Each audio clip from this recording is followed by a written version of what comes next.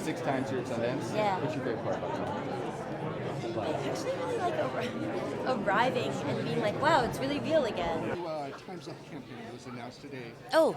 For female, anybody to pledge to work with a female director within the next 18 months.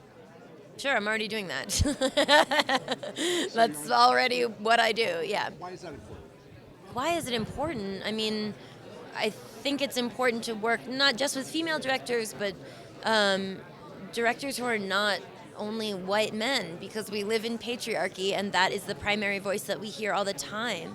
And it's oppressive. I don't know what else to say. I wish I could sugarcoat it, but I'm actually tired of sugarcoating it. We need different stories because all of those stories actually exist in real life. We live them, we are them.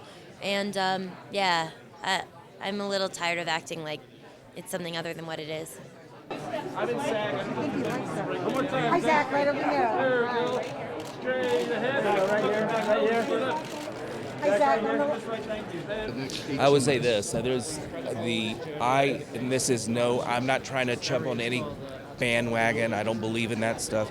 I've said it before it was cool.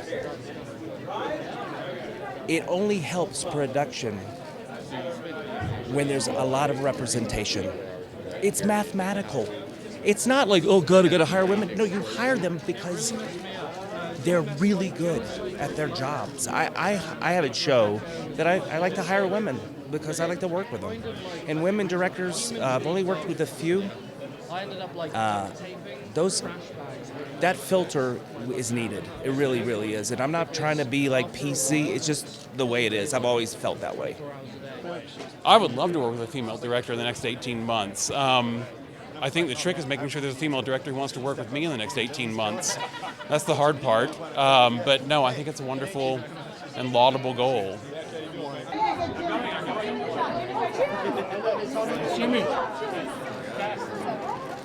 I think to participate in actively promoting a female director, it's just beneficial. It'll help, and it's at a selfish level, it helps the whole industry. Even for to get more voices and more opinions and more ideas in there, will overall help everybody.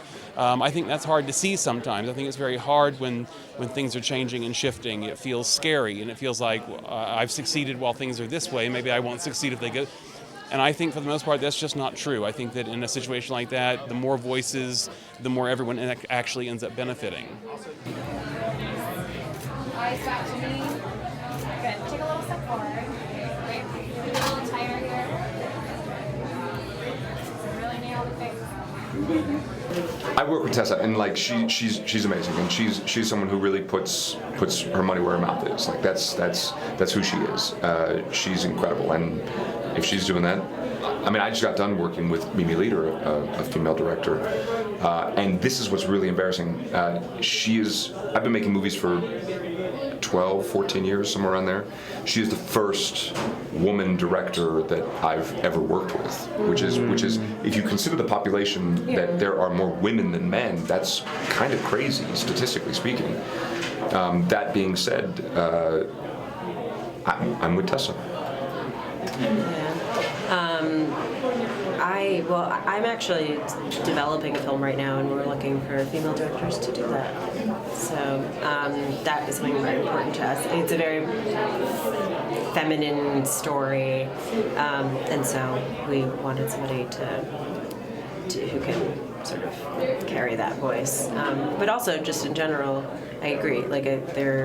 If you just look at the Oscar nominations sort of in general across the board behind the camera, there were very, very few women nominated. And there are a lot of women working in